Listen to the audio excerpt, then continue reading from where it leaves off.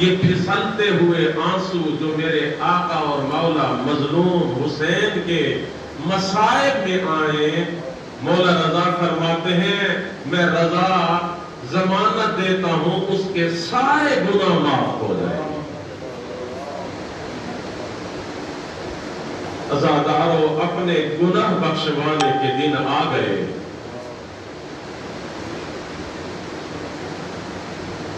پہلا دن ہے آغاز محرم الحرام کی مجلس ہے۔ عزاداران امام مظلوم، ضروری ہے پیغام کربلا کا آج سے آغاز کیا جائے، اور اگر پیغام کربلا دنیا تک نہ پہنچایا جائے پھر تو دین باقی ہی نہیں رہے گا۔ ایک شخص آیا امام رضا علیہ السلام کی خدمت میں،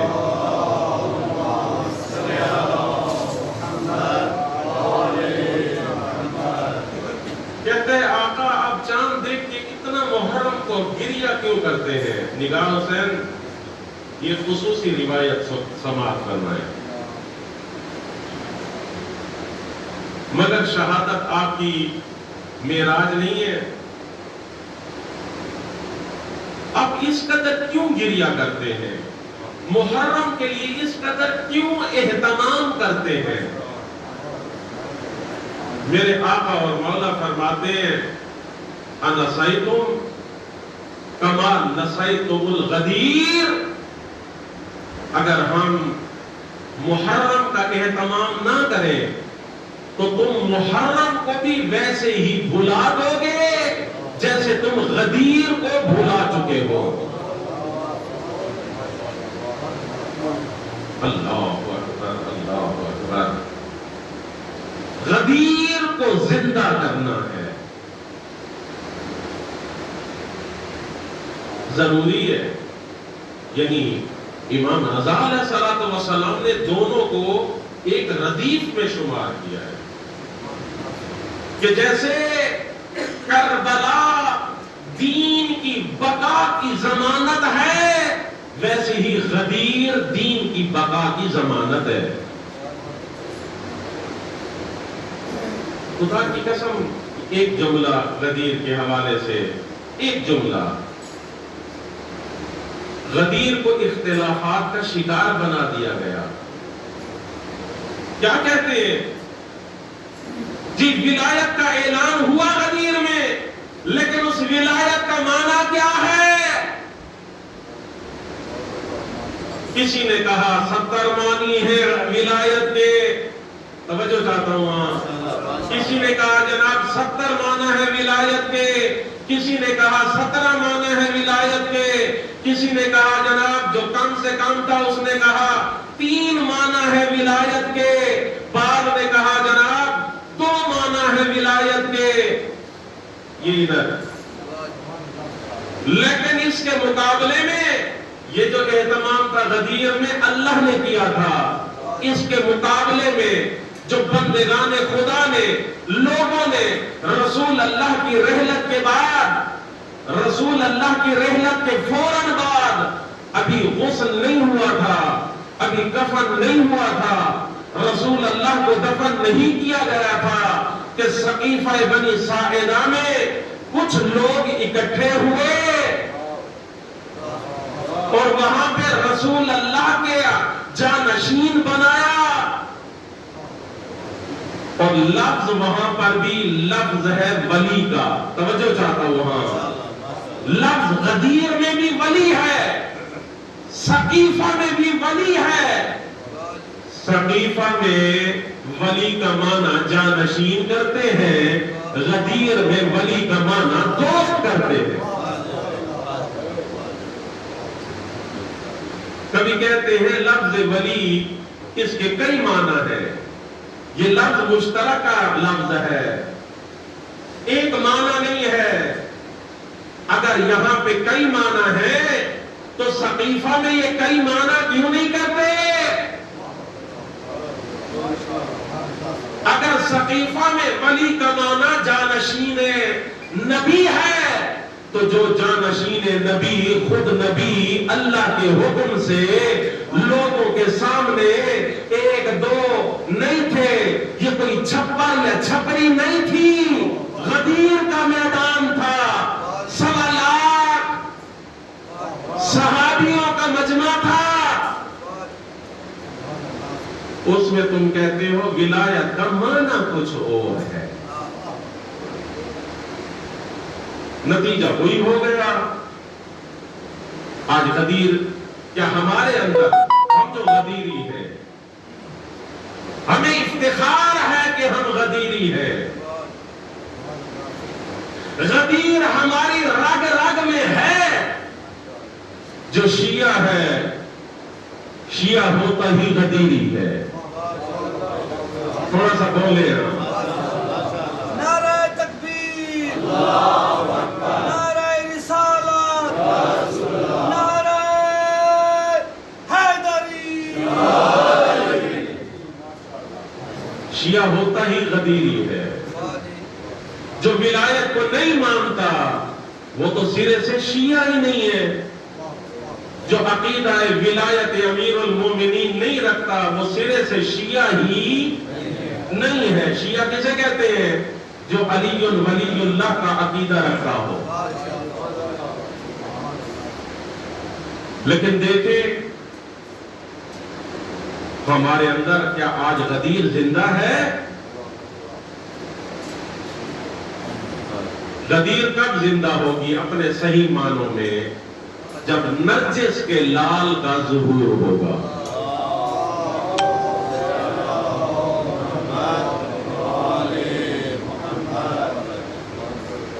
امام زمانہ کا جب ظہور ہوگا، میرے آقا اور مولا نے توجہ سے یہ 2 جملے سن لیجئے۔ آج پہلا دن ہے، میں موضوع پہ تو گفتگو آج سے شروع کروں گا۔ جب میرے آقا اور مولا کا ظہور ہوگا، کیا ظہور کے بعد فقط میرے آقا یہاں نماز پڑھانے کے لیے آئیں گے؟ ایک سوال ہے۔ جو ذاکرین، جو خطباء، اچھے اچھے فضائل پڑھنے والے، انہیں میرے آقا اور مولا سننے کے لیے آئیں گے؟ دوسرا سوال۔ تیسرا سوال، کیا حج کا انعقاد کرانے کے لیے آئیں گے پھر ایک مسجد میں بیٹھ جائیں گے؟ نہیں۔ کس لیے آئیں گے؟ جواب ہے پوری دنیا میں آل محمد کی حکومت بنانے کے لیے۔ ہے یا نہیں ہے؟ پوری دنیا میں ایک دو شہر، ایک دو ملک نہیں، پوری دنیا میں۔ یہ لفظ دنیا بھی میں کہہ رہا ہوں، وگرنہ روایات ہمیں یہاں تک بتاتی ہیں کہ لوگوں کی اتنی کثرت ہو جائے گی دنیا میں، میرے آقا اور مولا امام زمانہ دوسروں سیاروں پر بھی لوگوں کو بسائیں گے۔ بس نرجس کے لال کی حکومت خالی دنیا میں نہیں ہوگی، تو یہ حکومت کرنے کے لیے آئیں گے۔ اسی حکومت کو ہی تو ولایت کہتے ہیں۔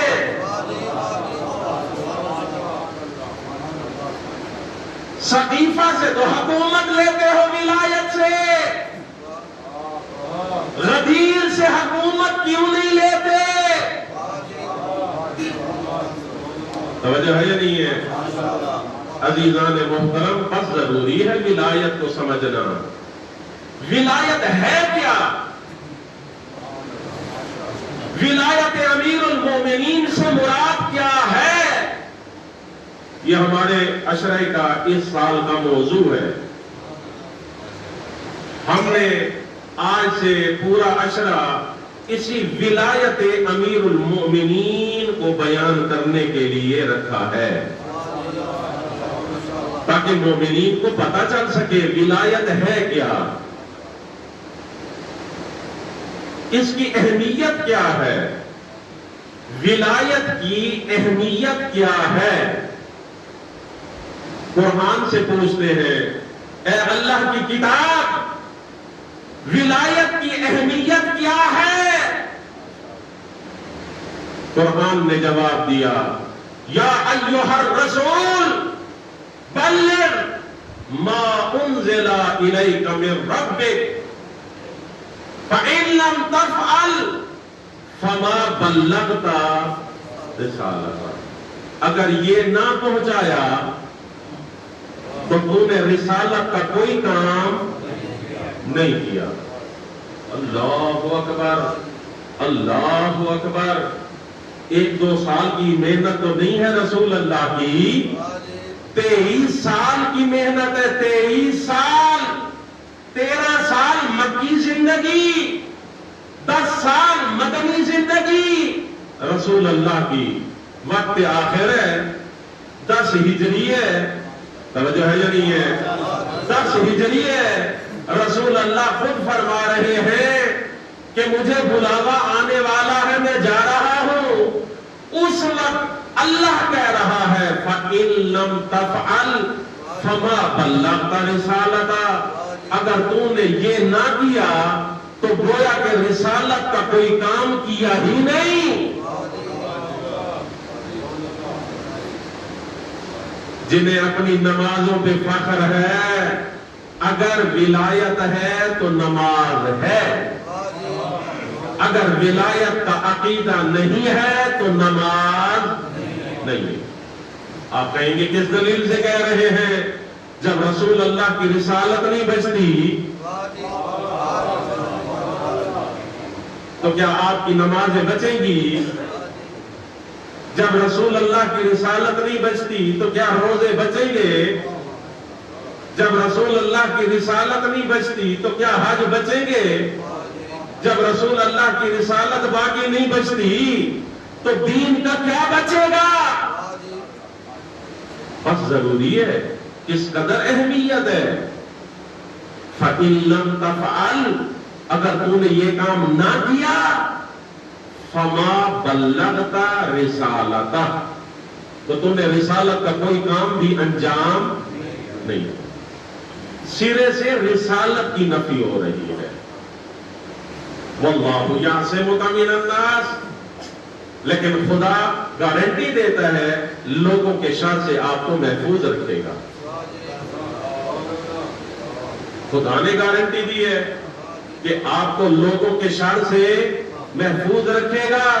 اسی سے بھی پتہ چل رہا ہے یہ جو آج غدیر میں اعلان ہوگا، اس کے بعد بڑے بڑے شریر سامنے آئیں گے۔ نعرہ حیدری،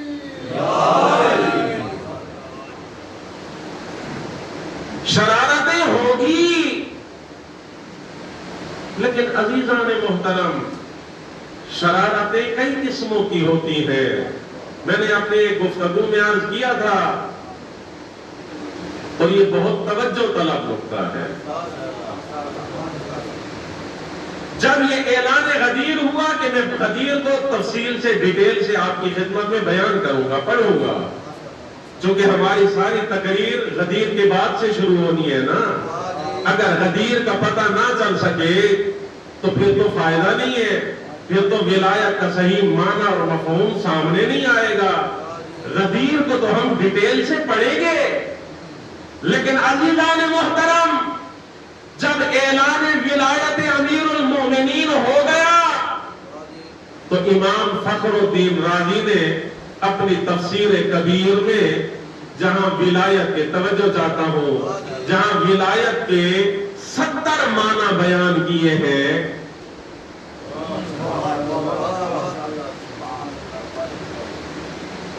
یا ایک روایت کے مطابق 9 معنی بیان کیے ہیں۔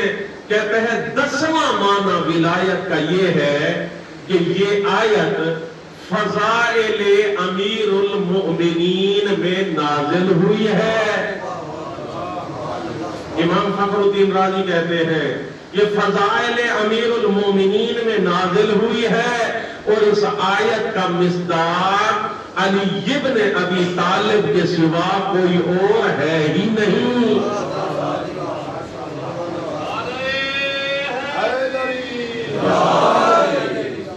اور پھر کیا کہتے ہیں؟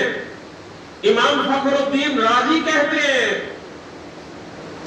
جب یہ آیت نازل ہو گئی اور رسول اللہ نے کہہ دیا من کنت مولا ہو فہذا علی مولا، فقام عمر خلیفہ ثانی کھڑا ہوا وقال لعلی ابن ابی طالب، اور حضرت علی ابن ابی طالب سے کہنے لگا ہنیئا لک یا ابا الحسن انت مولایا، مبارک ہو اے ابا الحسن، آج سے آپ میرے بھی مولا ہیں اور ہر مومن اور مومنہ کے بھی۔ یہ آپ نے ذاکروں سے بھی سنے ہیں، خود پڑھے بھی ہوں گے، میں نے ایک مدرک کے ساتھ مستند حوالہ بھی آپ کو میں نے دے دیا۔ سوال یہ ہے مانتا تو تھا نا مولا،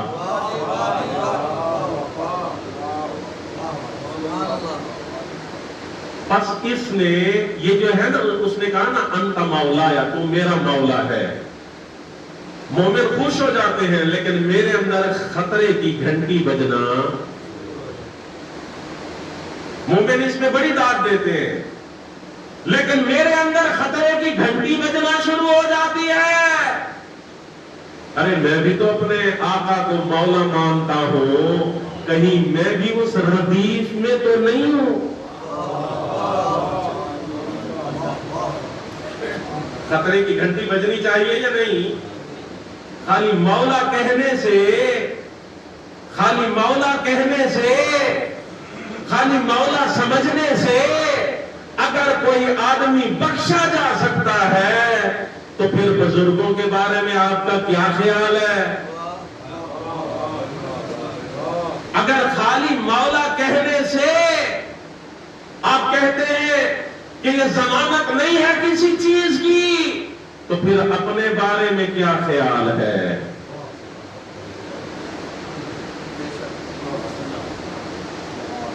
یہ واقعی خطرے کی گھنٹی ہے، واقعی انسان کو سمجھنا چاہیے ولایت کیا ہے۔ ولایت کے سوا کچھ نہیں ہے۔ لوگ کہتے ہیں نمازوں کا انحصار ولایت پہ ہے، میں کہتا ہوں نہیں، پورے دین کا انحصار ولایت امیر المومنین پہ ہے۔ اگر دین بدن ہے تو ولایت امیر المومنین اس کی روح ہے۔ دو آدمی ہیں، ایک مرا ہوا ہے ایک زندہ ہے، کیا دونوں کی آنکھیں ہیں یا نہیں ہیں؟ تھوڑا سا جواب دیں۔ دو آدمی ہیں، ایک مرا ہوا ہے ڈیڈ باڈی ہے، ایک زندہ ہے اس کے ساتھ بیٹھا ہوا، کیا دونوں کی آنکھیں ہیں یا نہیں ہیں؟ کیا دونوں کے بازو ہیں یا نہیں ہیں؟ کیا دونوں کے کان ہیں یا نہیں ہیں؟ کیا دونوں کی ٹانگیں ہیں یا نہیں ہیں؟ کیا دونوں کا جسم ہے یا نہیں ہے؟ جب ہے تو کیا فرق ہے؟ آپ کہیں گے مولانا پھر بھی بڑا فرق ہے، آنکھیں ہیں لیکن جو مرا ہوا ہے دیکھ نہیں سکتا، ہاتھ ہیں لیکن کچھ پکڑ نہیں سکتا، ٹانگیں ہیں لیکن چل نہیں سکتا، بدن ہے لیکن نہ سردی کو محسوس کر سکتا ہے نہ گرمی کو محسوس کر سکتا ہے۔ بس گویا کہ جو مرا ہوا ہے اس میں اور تنے میں، پلر میں کوئی فرق ہے؟ نہیں ہے۔ میرے دوستو نمازوں کی حالت بھی ایسے ہی ہے، رکوع ہے، سجود ہے، قیام ہے، دونوں میں ہے، لیکن لیکن جس میں روح ولایت امیر المومنین موجود ہے یہ ہے زندہ نمازیں. نعرہ تکبیر، نعرہ رسالت، نعرہ حیدری، نعرہ صلوات.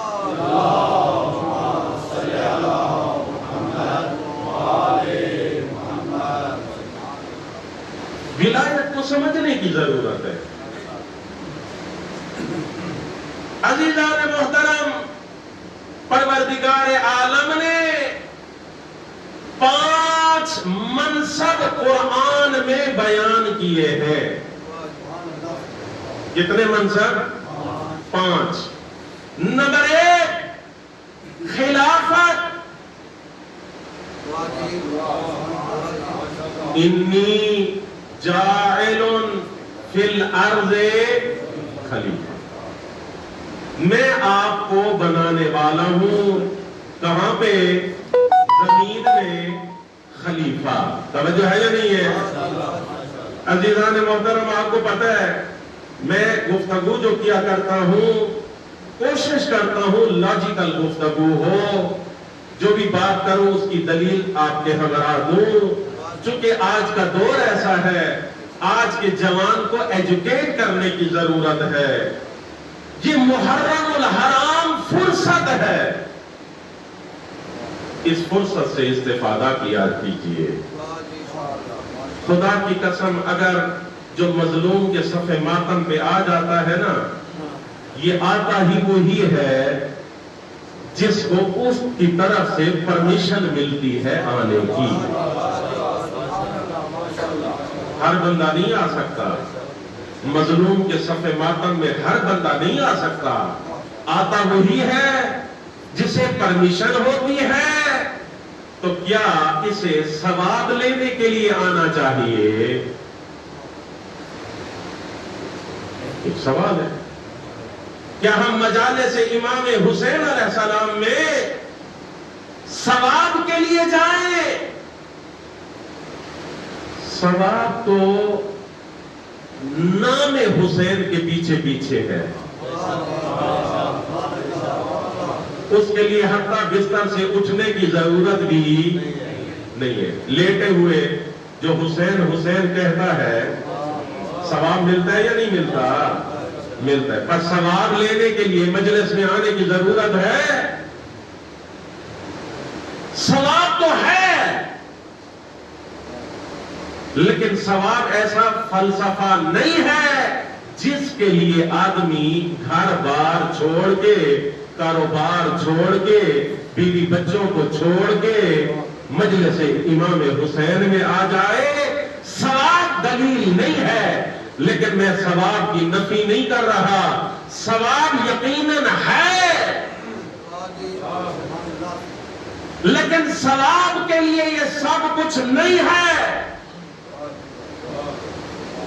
میں اپنے آقا اور مولا امام رضا کا فرمان آپ کی خدمت میں پیش کرتا ہوں.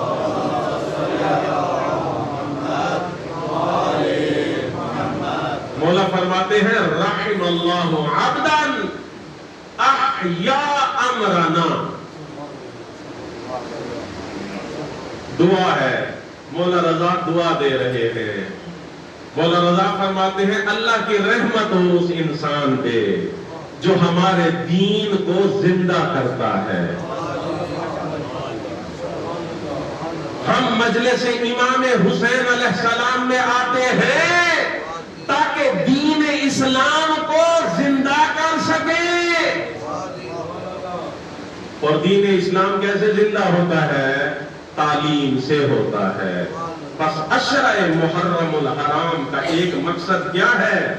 ایک مقصد یہ ہے، آج جو پہلا دن ہے اور جب 10 محرم الحرام کو آپ گزاریں گے، ہر مومن کے لیے ضروری ہے اس 10 دن گزارنے کے بعد اپنا جائزہ لے کہ میں نے محرم الحرام میں کیا لیا. توجہ ہے یا نہیں ہے؟ ضروری ہے جائزہ لینا. فقط ثواب کافی نہیں ہے، सवाब इतनी मोहकम दलील नहीं है। एक मोमिन दूसरे मोमिन को सलाम करे, सवाब मिलता है या नहीं मिलता? सलाम भी ना करे, खंदा पेशानी से हेलो हाय कर ले, सवाब मिलता है या नहीं मिलता? मिलता है। चिड़ियों को कोई बाजरा डाल दे, सवाब मिलता है या नहीं मिलता? सवाब की तो लूट सेल है भाई। सवाब लेने के लिए मजलिस इमाम हुसैन, दिल में कोई हुसैन हुसैन करे ना, इस पे भी सवाब मिलता है। इतना एहतमाम किस लिए? ये एहतमाम इसलिए ताकि दीन को जिंदा किया जा सके। मेरे आका और मौला हुसैन ने 72 के सर कटवाए इसलिए ताकि दीन को जिंदा किया जाए। 72 शुहदा ने अपने गले कटवाए, क्यों? ताकि मोमिनों को सवाब मिले? नहीं, ताकि दीन को जिंदा किया जा सके। जो दीन मर चुका था, खून हुसैन से जिंदा हो गया। आज पहली मुहर्रम का दिन है। मैं जरूरी समझता हूं करबला को भी एक मिसाल से आपकी खिदमत में पेश करूं। आजकल भी वैक्सीनेशन का दौर है,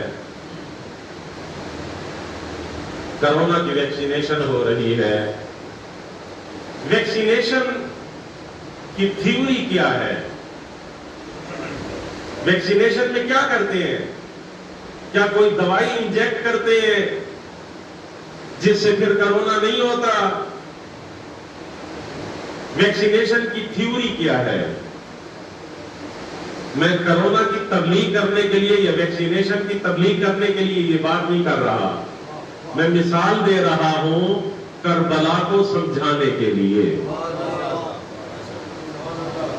वैक्सीनेशन की थ्योरी ये है, अगर कोरोना की वैक्सीनेशन है तो कोरोना के मुर्दा जरासीम जिस्म में इंजेक्ट किए जाते हैं।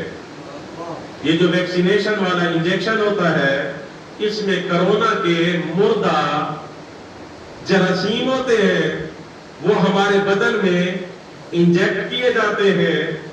ये इंजेक्ट क्यों किए जाते हैं? क्योंकि अल्लाह ताला ने पहले से जितनी बीमारियां हैं उनके खिलाफ एक दिफाई निजाम के तौर पे एक फोर्स बदन में पहले से बना दी है, लेकिन वो एक्टिव नहीं है, नॉन एक्टिव है। जैसे ही मुर्दा जरासीम अंदर जाते हैं तो अल्लाह की बनाई हुई फोर्स जो कोरोना को रोकने के लिए बनाई गई थी, जिसे आज की दुनिया कहती है एंटीबॉडीज। घबरा तो नहीं गए आप? जैसे आज की दुनिया क्या कहती है? एंटीबॉडी। ये बॉडीज के अंदर होते हैं, बदन के अंदर होते हैं। वो जो नॉन एक्टिव होते हैं, इस इंजेक्शन के जरिए क्या हो जाते हैं? एक्टिव हो जाते हैं। जो सोए हुए होते हैं वो जाग जाते हैं। बस जाग गए तो अब महफूज हो गए। जब भी कोई जरासीम बाहर से आएगा, ये तो पहले से एक्टिव है, फौरन से उसे दबोच लेते हैं और बदन पे कोई इफेक्ट नहीं होने देते। यही तो किया मेरे आका और मौला हुसैन ने करबला के मैदान में। इस्लाम को मरज लाहिक हो चुका था और उस मरज का नाम था यजीदियत। मजलूम हुसैन ने अपना गला कटवा के, अपने शहजादों का गला कटवा के सब शहीद हो गए ताकि इस्लाम को वैक्सीनेशन कर दी जाए। लिहाजा करबला के बाद अब इस्लाम को यजीदियत का कभी खतरा नहीं है। जब भी कोई यजीदी जरसूमा उठेगा, करबला کربلائی حسینی اسے دبوچ لیں گے.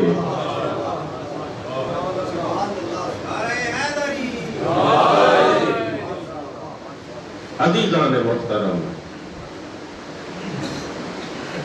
کربلا سنائیے، کربلا سنیے. آپ کی زندگی میں یہ اشرا سننے کے بعد تحول آنا چاہیے.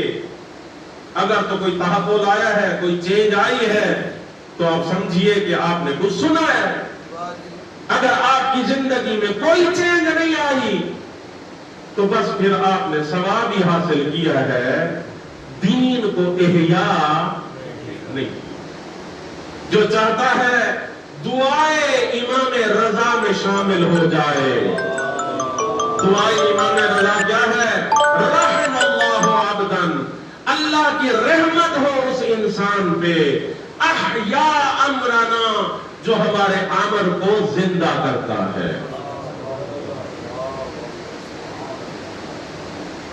امر امام کیا ہے؟ ولایت. 5 منصب الہی ہیں. پہلا الہی منصب خلافت. جو منصب خلافت پہ فائز ہو اسے خلیفہ کہتے ہیں. یہ خلافت جو ہے، توجہ چاہتا ہوں، جو الہی اور قرآنی منصب ہے وہ خلافت الہی کا ہے، خلافت رسول کا نہیں ہے. انی جاعل فی الارض خلیفہ، میں آپ کو انی، بے شک میں، خدا کہہ رہا ہے، جاعل قرار دیتا ہوں، فی الارض زمین میں خلیفہ، میں آپ کو زمین میں خلیفہ قرار دیتا ہوں. یہاں سوال تو ہے نا، یہ کس کا خلیفہ ہے؟ یہ کس کا خلیفہ ہے؟ اللہ کا. خلیفے کی ضرورت کسے ہوتی ہے؟ جو ہمارے خلفاء ہیں. انہیں خلیفہ کہتے کیوں ہیں؟ ایک ہوتا ہے کراؤن پرنس، جیسے آپ کہتے ہیں ولی عہد. ولی عہد اور خلیفہ میں فرق ہے. ولی عہد زندگی میں ہوتا ہے، خلیفہ گھبرا تو نہیں گئے آپ؟ اپنی بہترین توجہ کے لیے بلند آواز سے صلوات پڑھیں.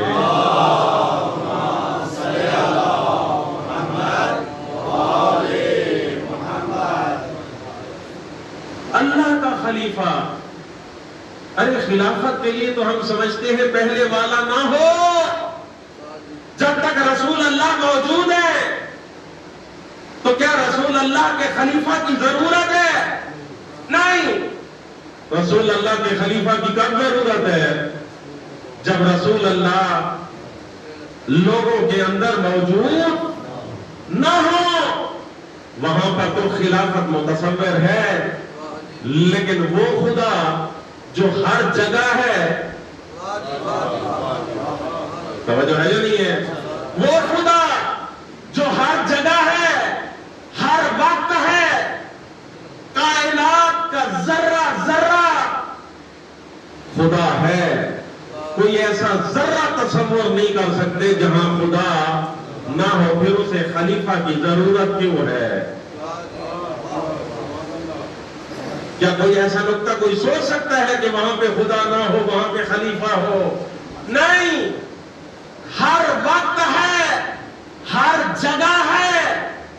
اور خلیفہ کی ضرورت اس لیے ہے، خلیفہ اسے کہتے اس لیے ہے، اللہ نے اسے اپنا جانشین بنایا اس لیے ہے کہ دنیا میں انسان اللہ کو تو نہیں دیکھ سکتے، لیکن اللہ کے جانشین کو تو اپنی آنکھوں سے دیکھ سکتے ہیں.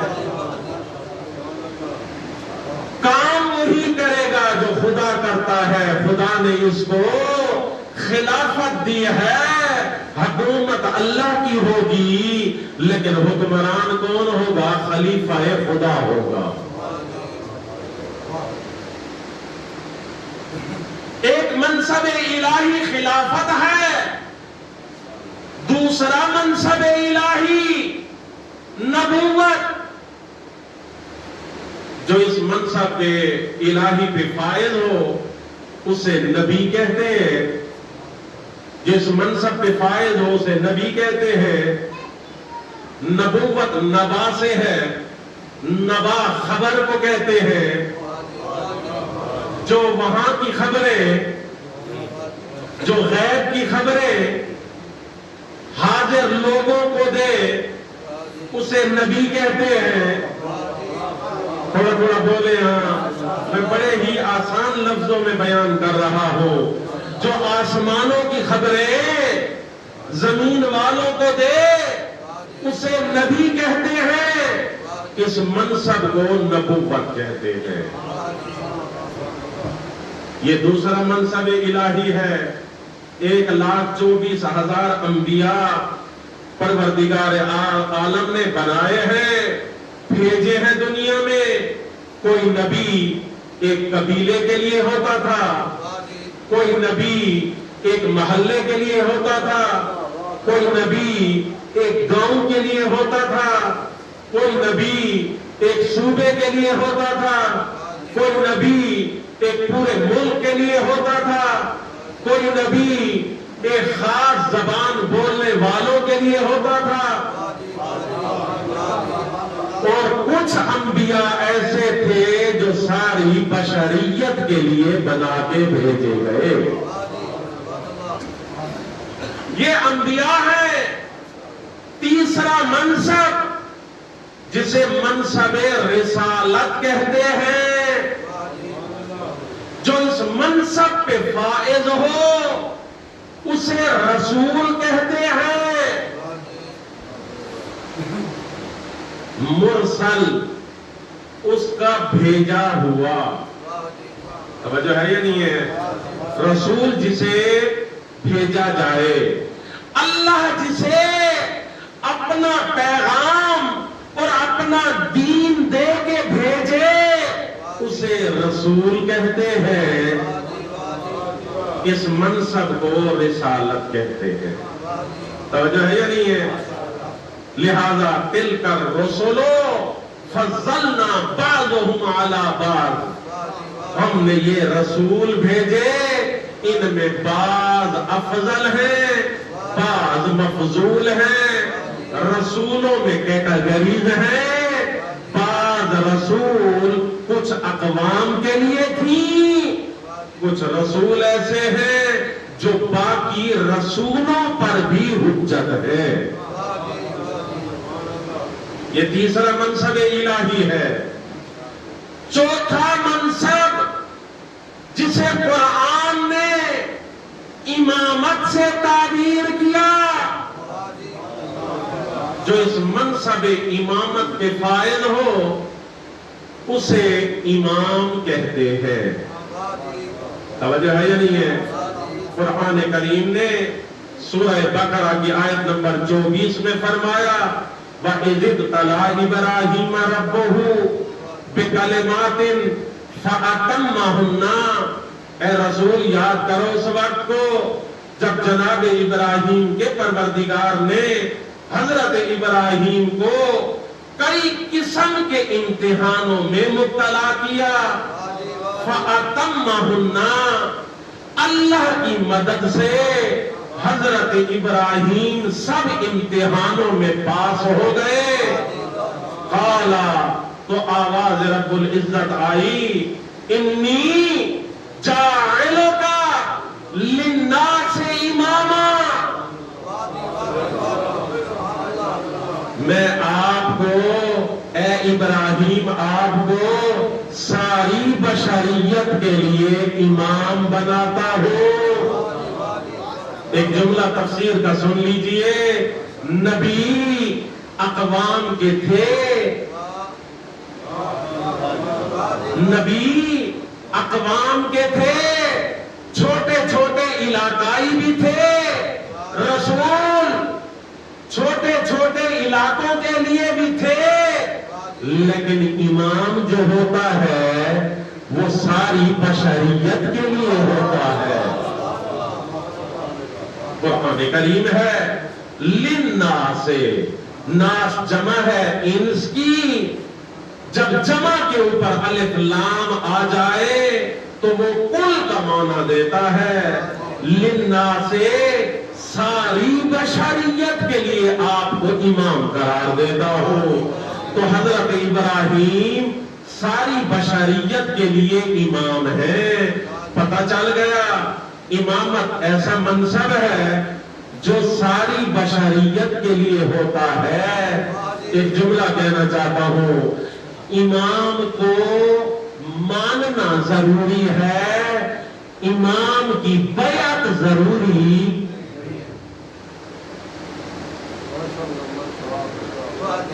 میں نے بہت بڑا جملہ کہا ہے، بہت بڑا جملہ کہا ہے.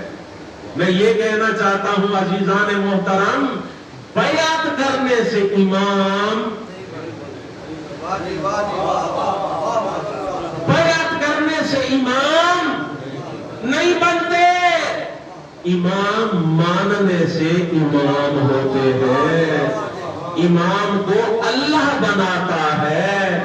جو اللہ کی مان کے امام کو مان لے وہ تو امامت کا عقیدہ رکھتا ہے، چاہے بیعت کرے چاہے نہ کرے. دنیا کے اماموں کو بیعت کی ضرورت ہوتی ہے، لیکن ہمارے امام کو بیعت کی کوئی ضرورت نہیں ہے. نعرہ تکبیر، نعرہ رسالت، نعرہ حیدری. ایک اور جملہ امامت کے حوالے سے سن لے. عزیزان محترم کیا ہے امامت، کیا ہے؟ توجہ چاہتا ہوں. کل بھی میں اس پہ تھوڑی سی گفتگو کروں گا. دیکھیں نا، یہی تو معرفت ہے، یہی تو ہم نے ایک دوسرے کو پڑھنا پڑھانا ہے، یہی تو تعلیم دینا ہے کہ ہیں ہم امامی المذہب، اماموں کا مذہب رکھنے والے. لیکن ہمیں اگر منصب امامت کا علم ہی نہ ہو تو پھر کیا فائدہ؟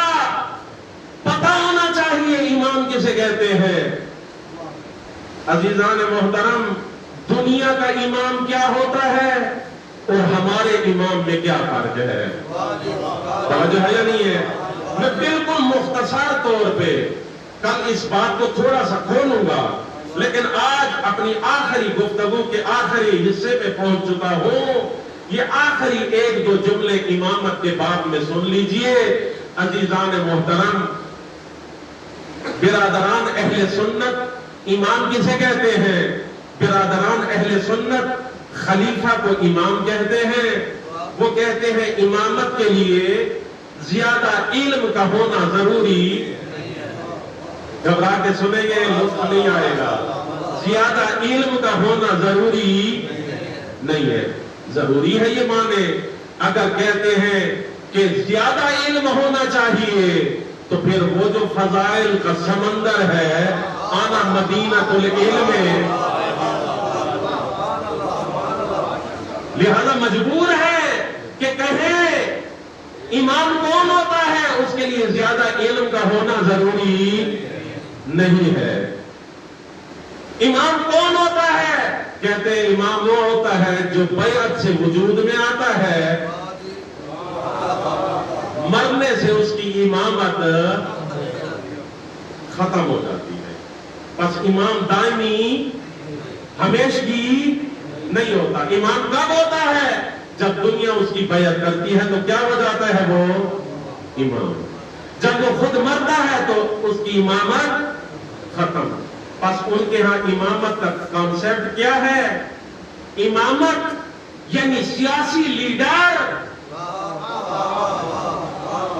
امامت یعنی سیاسی لیڈر، امامت یعنی خلیفہ جس کے لیے زیادہ علم ضروری نہیں ہے، بس اتنا ہو جو وہ اپنا منصب، اپنی حکومت درست طریقے سے چلا لے تو بس یہ کافی ہے. لیکن کیا کیا جائے؟ جو فضائل امیر المومنین کے سامنے آئے گا نا، اگر وہ سر ڈھانپتا ہے تو پاؤں ننگے ہو جاتے ہیں.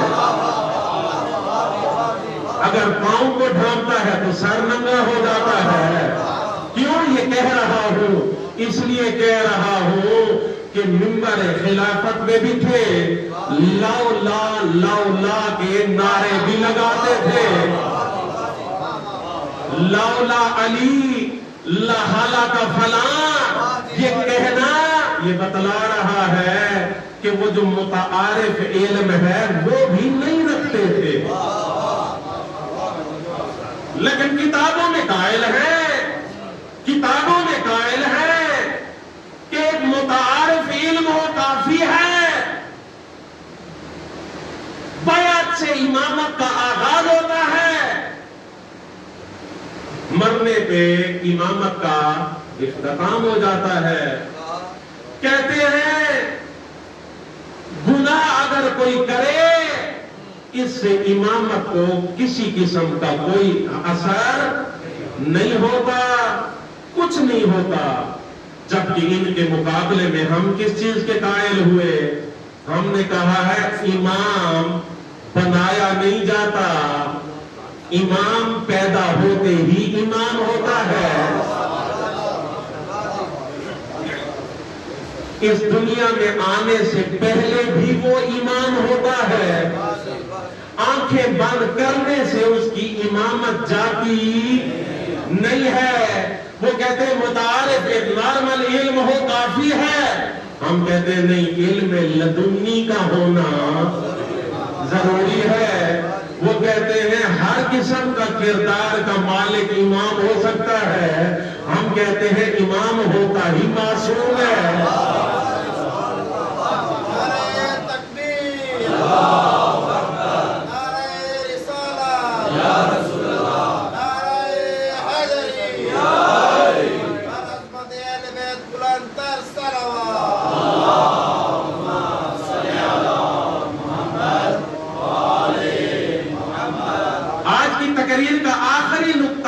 خدمت میں عرض کر رہا ہوں عزیزان محترم، ان کی نظروں میں امام سیاسی لیڈر کو کہتے ہیں.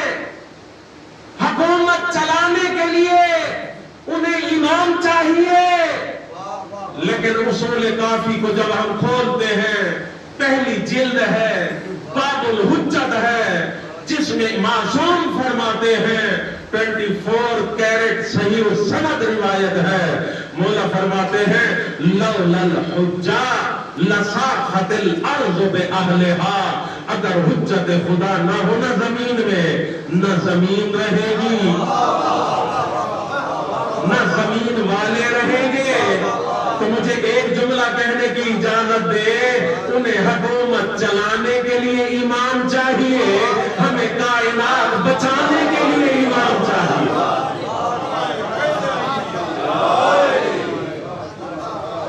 بڑا فرق ہے امامت میں. اس امامت میں اور اس امامت سے زمین آسمان کا فرق ہے. بس عزیزان محترم، عزت بھی بڑی تھی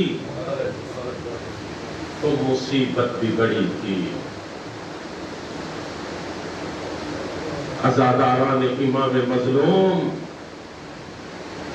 آج دامن وقت میں گنجائش ختم ہو چکی. مختصر 2 روایات آپ کی خدمت میں تلاوت کروں گا.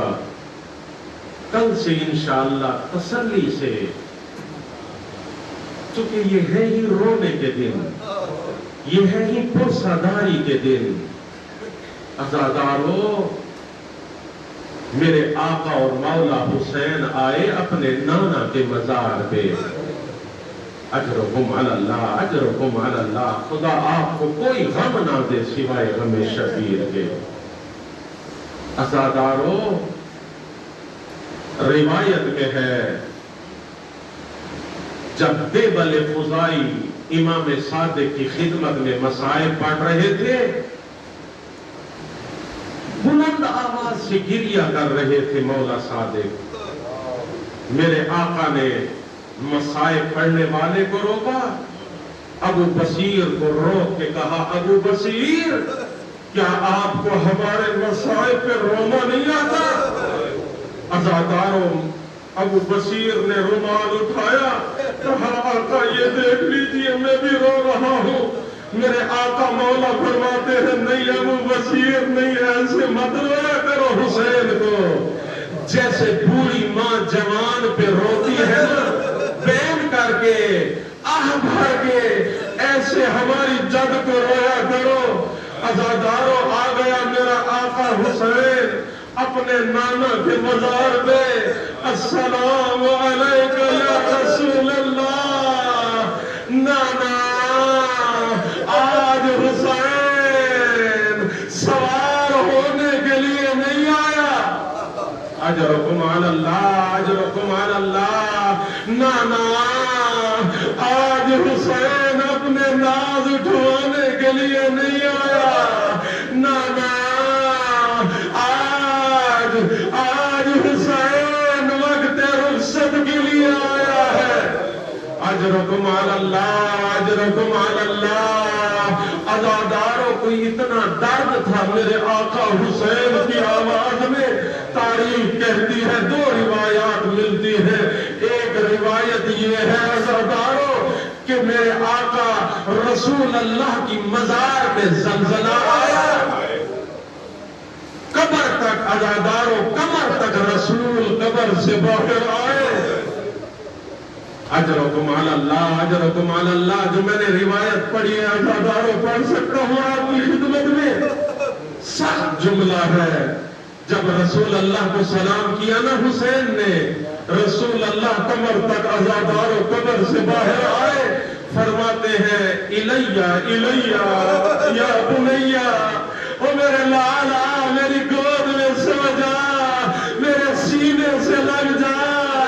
اجرکم علی اللہ۔ عزاداروں رسول روتے ہوئے فرماتے ہیں نانا نانا میرا جی چاہتا ہے میں دنیا میں واپس نہ جاؤں، نانا مجھے اپنے ساتھ قبر میں لیتا جا۔ اجرکم علی اللہ، اجرکم علی اللہ۔ عزاداروں رسول اللہ فرماتے ہیں حسین حسین خدا کے پاس ایک مقام ہے، اس مقام تک اگر آپ پہنچنا چاہتے ہیں تو شہادت کے سوا نہیں پہنچ سکتے۔ اور ہاں حسین جب آپ جائیں نا مدینہ سے اکیلے مت جائیے گا، اپنی مستورات کو ساتھ لے کے جائیے گا۔ اجرکم علی اللہ، اجرکم علی اللہ۔ کیوں؟ حسین پوچھتے ہیں کیوں؟ عزادار و رسول اللہ فرماتے ہیں اس لیے میرے لال چونکہ خدا بیویوں کو قیدی دیکھنا چاہتا ہے۔